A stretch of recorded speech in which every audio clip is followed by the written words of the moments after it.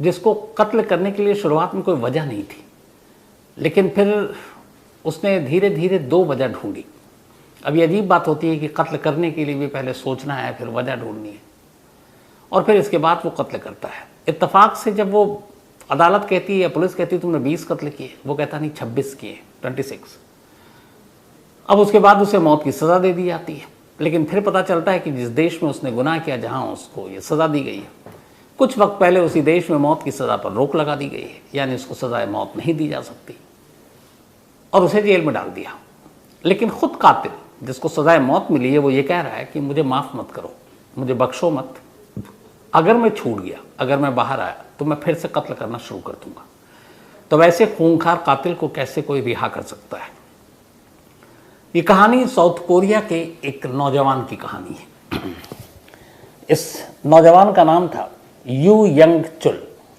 You समझ लीजिए, you Seoul के करीब एक जो गांव का इलाका होता है, ग्रामीण इलाका, वहां पैदा हुआ, बेहद गरीब परिवार में। बचपन से उसने देखा कि उसके आसपास की बस्तियों में जहां वो रहता है, अमीरी और गरीबी के बीच में कुछ फर्क है। अमीरों के साथ अलग तरह का बर्ताव किया जाता है, गरीबों के साथ अलग किया जाता है।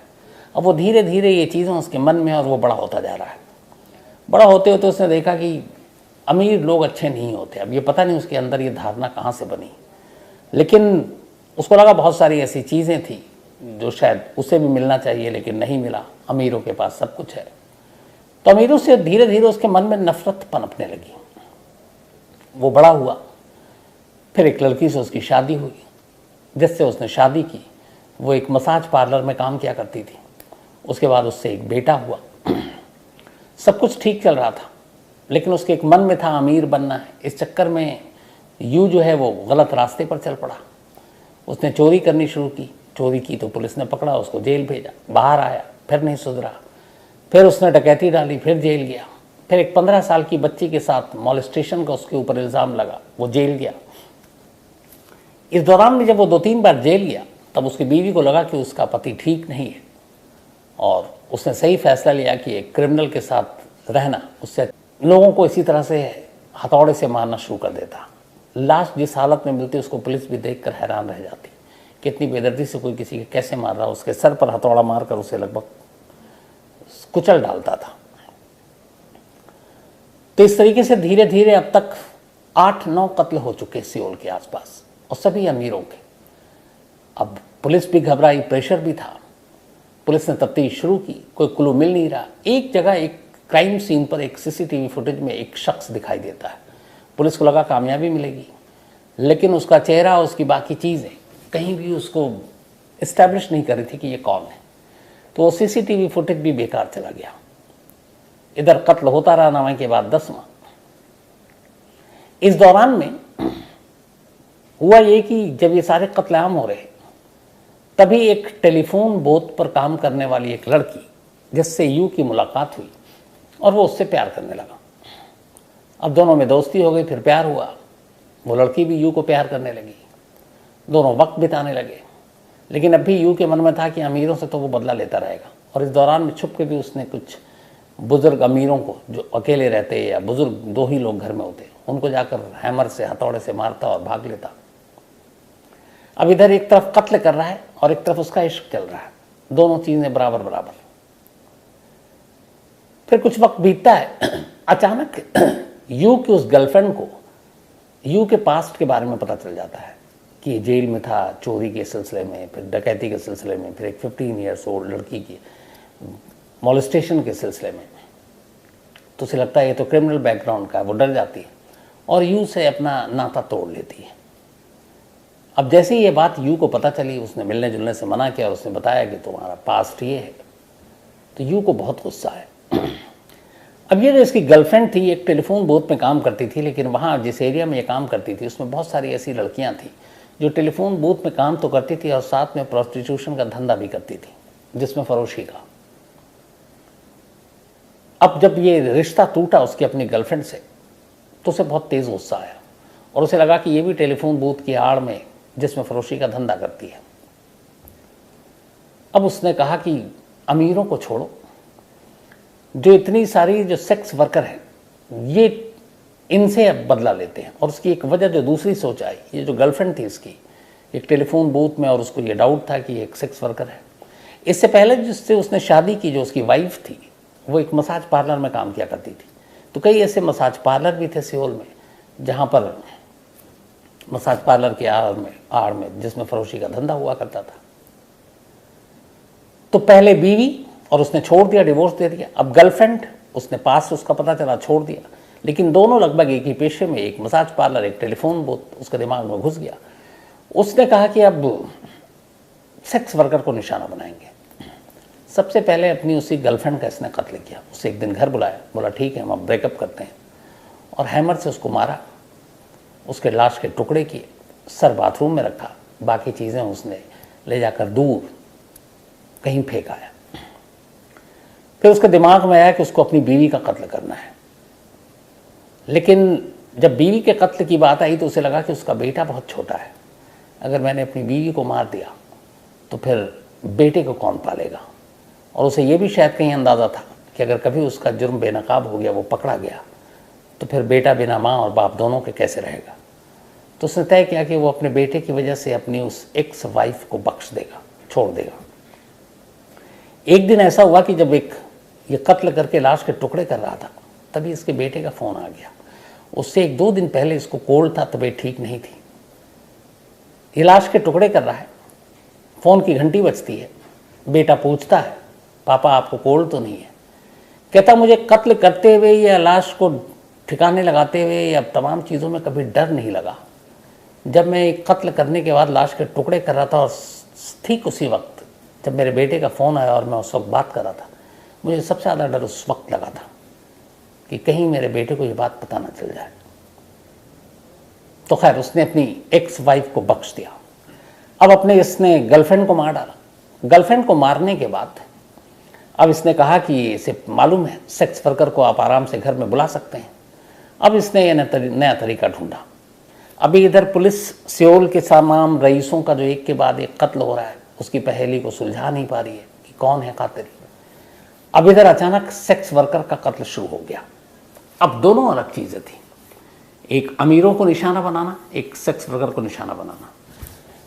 इसका काम था कि ऐसी लड़कियों को वो अपने फिक्स करता और घर ले जाता। घर ले जाने के बाद हथौड़ा उसके सर पे मारता, उसके लाश के टुकड़े करता, कम से कम 16 से 17, और फिर उन टुकड़ों को समेटता, सहेजता और ले जाकर कहीं दूर किसी पहाड़ी पे, नाले में, नदी में फेंक आता।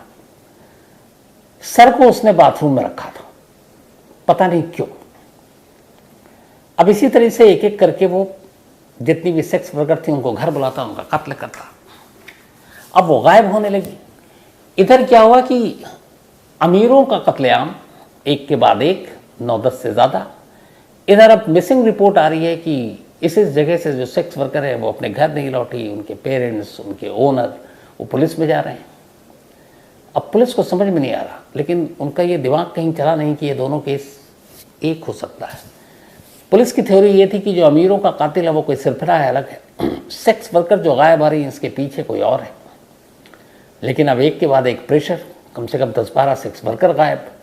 और ये सब कुछ 2003 से 2004, सितंबर 2003 से ये शुरू हुआ, और जुलाई 2004, मतलब लगभग 10 महीने के अंदर 10-12 कत्ल अमीरों के और 10-8 सेक्स वर्कर मिसिंग। पुलिस को दोनों ही मामलों में कोई कड़ियां जुड़ती हुई दिखाई नहीं दी। अपने अपने तरीके से पुलिस जांच कर रही है। इसी दौरान में एक रोज होता यह है कि एक जो मिसिंग सेक्स वर्कर थी, जो गायब थी, जिस जगह वो काम करती थी, उसके उस ओनर के पास उसी नंबर से कॉल आता है। अब जब कॉल आता है तो उसको मालूम था ये उसकी वर्कर का नंबर है, और चूंकि मिसिंग थी तो उसके सारे फ़ोन डिटेल ये सब कुछ उसे मालूम था, उसने पुलिस को भी दिया। अब वो जो एक सेक्स वर्कर जिसको गायब हुए कई महीने हो गए हैं, उसका मोबाइल पहली बार जागा और उसने उसी जगह पर फ़ोन किया। फ़ोन मालिक ने उठाया, नंबर पहचान गया। उसने एक लड़की की डिमांड की थी कि इस जगह पे भेजना है। अब इसे ये था कि इधर लड़के की आवाज़ है फ़ोन पर, और वो उसे मालूम था कि जिसका फ़ोन है वो तो गायब है। उसे कुछ डाउट हुआ, उसने फ़ौरन पुलिस को इत्तला दी कि जो सेक्स वर्कर मिसिंग हैं उनमें से एक ये है जिसका मोबाइल फ़ोन आज एक्टिव था, और एक शख्स ने फ़ोन किया और उसने कहा है कि मुझे एक लड़की चाहिए, और टाइम दिया उसने अपने घर नहीं बुलाया था, उसने कहा कि मैं उस जगह पे आऊँगा जहाँ पे ये काम करती थी, मसाज पार्लर के आड़ में।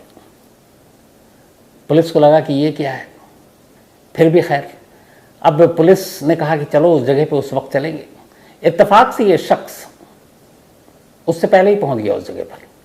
अब वो जिस ओनर ने फ़ोन उठाया था वो अपने लड़कों को लेकर उस जगह पहुंच गया, क्योंकि वो देखना चाहता था कि ये फ़ोन कौन यूज़ कर रहा है, और जो फ़ोन यूज़ कर रहा है उसका कहीं ना कहीं मिसिंग लड़कियों के साथ कोई कनेक्शन है, रिश्ता है। तो वो लोग पहुँचे, पुलिस तब तक आई नहीं। कॉल किया, देखा ये वही शख्स है, फ़ोन इसी के पास है वो नंबर। उन्होंने उसको दबोच लिया। दबोचने के बाद अब उससे पिटाई विटाई की, तब तक पुलिस आ गई। पुलिस ने उसको पकड़ा फिर ऑफिशियली, फिर उससे पूछताछ की। फिर उसने बताया कि उसका नाम यू युंग चुल है और उसने करीब 26 लोगों का कत्ल किया है। फिर उसने जो पूरी कहानी बताई वो ये थी, जो शुरुआत में थोड़ी बताई थी आपको, कि बचपन से उसे अमीरों से नफरत थी। उसने ये कहा कि अमीरों को ये सोचना चाहिए कि वो क्या करते हैं, और जब फिर बड़ा हुआ, शादी हुई, तो उसकी बीवी ने उसे डिवोर्स दिया, वो एक मसाज पार्लर में काम करती थी। उसकी गर्लफ्रेंड ने उसे धोखा दिया, वो एक टेलीफोन बूथ पे काम करती थी। तो मुझे फिर ऐसे लोगों से, सेक्स वर्कर से भी नफरत हो गई, और उस नफरत की जड़ में उसकी बीवी और उसकी गर्लफ्रेंड थी। उस चक्कर में उसने कहा कि बाकी लोगों से बदला लिया जाए। तो कैसे ले? जब ये सितंबर 2003 में जेल से बाहर आया, ये मन बना चुका था कि अब वो कत्ल करेगा। और जब पहला प्रोफेसर का कत्ल किया था, जेल से आने के अगले 14 दिनों तक, जेल से रिहाई के 14 दिन बाद इसने कत्ल किया था पहला। इसने कत्ल की ट्रेनिंग ली। कैसे? इसने सबसे पहले एक हथौड़ा खरीदा, हैमर, और इसके बाद उसने उस हथौड़े से कुत्तों को मारना शुरू किया। सुनसान जगह पर जाता, कोई कुत्ता मिलता और उससे एक हथौड़े से उसके सर पे एक जोर का वार करता। फिर इस तरह से उसने कई कुत्तों की जान ले ली। उसे लगा कि एक वार हथौड़े का काफ़ी कारगर है, अब ठीक है। अब लेकिन उसके बाद जो जितने अमीर थे उनको जाता और हथौड़ा उनके सर पे मारता और फिर निकल लेता। लेकिन जब उसने सेक्स वर्कर को अपने घर पर बुलाकर कत्ल करना शुरू किया, तो उसे लगा कि जो पहला कत्ल करते थे अमीरों का, वो तो उनके घर पे करते थे, लाश वहीं रह जाती थी। अब सेक्स वर्कर को अपने घर पर बुलाएं और घर पर कत्ल करने के बाद घर में ही लाश रखें, तो पकड़े जाने का खतरा है, और पूरी लाश को बाहर कैसे ले जाए। तब उसने जिस तरीके से पहले कत्ल की ट्रेनिंग कुत्तों को मारने से ली, उसने कहा कि जो भी सेक्स वर्कर को वो घर बुलाएगा, उनको मारेगा तो हथौड़े से ही, लेकिन उनके लाश के टुकड़े करेगा और उन छोटे छोटे टुकड़ों को अलग अलग जगहों पर जाकर फेंकेगा, जैसे सेम श्रद्धा या आफ्ताब केस में आपने सुना। लेकिन अब उसके सामने दिक्कत ये थी कि वो टुकड़े कैसे करे, उसे तजुर्बा नहीं था इंसानी लाशों का। इस कदर सनकी था वो कि वो फिर एक दिन पहुंच गया एक डॉक्टर के पास, और उसने कुछ बीमारी का बहाना बनाया और कहने लगा कि मुझे फुल बॉडी एक्सरे करानी है। उसने अपने पूरे जिस्म का एक्सरे कराया और वो एक्सरे की रिपोर्ट घर लेकर आया। उस एक्सरे के थ्रू उसने देखना शुरू किया कि इंसान के बॉडी पार्ट्स कहाँ पे क्या है, कहाँ हड्डियाँ हैं, कहाँ जोड़ है, कहाँ ज्वाइंट है, कहाँ ये है। और अपने ही बॉडी के एक्सरे कराने के बाद उसने इंसानी लाश के टुकड़े करने का तरीका सीखा। इसके बाद वो एक एक कर सेक्स वर्कर को घर बुलाता और एवरेज जो उसने 16 से 17 एक लाश के टुकड़े किए और उन्हें फेंकता, लेकिन सर घर पर रखता। फिर इसके बाद कुछ दिन होता, फिर वो सर को भी ले जाकर ठिकाने लगा देता। अब जब इसने ये सारी कहानी सुनाई, तभी तक ये था कि पुलिस के भी रोंगटे खड़े थे कि सेक्स वर्कर गायब हैं, शायद कहीं मिल जाए, लेकिन वो मिल नहीं रही। तो फिर पूछा कि भाई तुमने लाशों को कहाँ ठिकाने लगाया। अब उसके बाद उसने बताना शुरू किया। अब जब बताना शुरू किया और पुलिस उसके साथ लाश को ढूंढने जाती, जैसे आफ्ताब पूनावाला लेकर जाता था महरौली के जंगलों में, तो उस वक्त बारिश हो रही थी जब इसको पुलिस लेकर जाती थी सियोल के इर्द गिर्द आउटर उस इलाके में जहाँ इसने लाश ठिकाने लगाए। तो ये हमेशा एक रेनकोट पहना करता था और रेन कोट बारिश से बचने के लिए वो पहन कर जाया करता। तो मीडिया की टीम भी इसके पीछे पीछे होती थी। तो वहाँ इसकी कई तस्वीरें छपी। फिर इसकी निशानदेही पे वो तमाम लाश के जो टुकड़े थे, पूरे तो नहीं लेकिन फिर भी मिले। पुलिस ने अपनी तरफ से 20 केस इसके खिलाफ बनाए थे मर्डर के, लेकिन इसने कहा मैंने 26 टोटल कत्ल किए। और इसी रेनकोट जाकर बॉडी को ढूंढने में जो पुलिस की मदद करता था, तो साउथ कोरिया की मीडिया ने इसका नाम रेनकोट किलर दिया, क्योंकि ये उस वक्त रेनकोट पहनकर जाता था। अब इसके बाद गिरफ्तारी के बाद जब इसके खुलासे हुए कि 26 कत्ल की बात मान रहा है, लोगों में वहाँ बड़ा गुस्सा, अदालत में लोग इसे देखने आते और ये जज के ऊपर भी अटैक कर देता। इसका ये था कि मुझे बख्शो मत, और यहाँ तक कि उसने कहा कि मुझे मालूम है कि साउथ कोरिया में फ़िलहाल डेथ पेनल्टी पे रोक है, सजाए मौत नहीं दी जा सकती, पर बोला कि इस पर रोक मत लगाओ, डेथ पेनल्टी होनी चाहिए, सजाए मौत होनी चाहिए, और मेरा ज़िंदा रहना इस सोसाइटी के लिए सेफ़ नहीं है।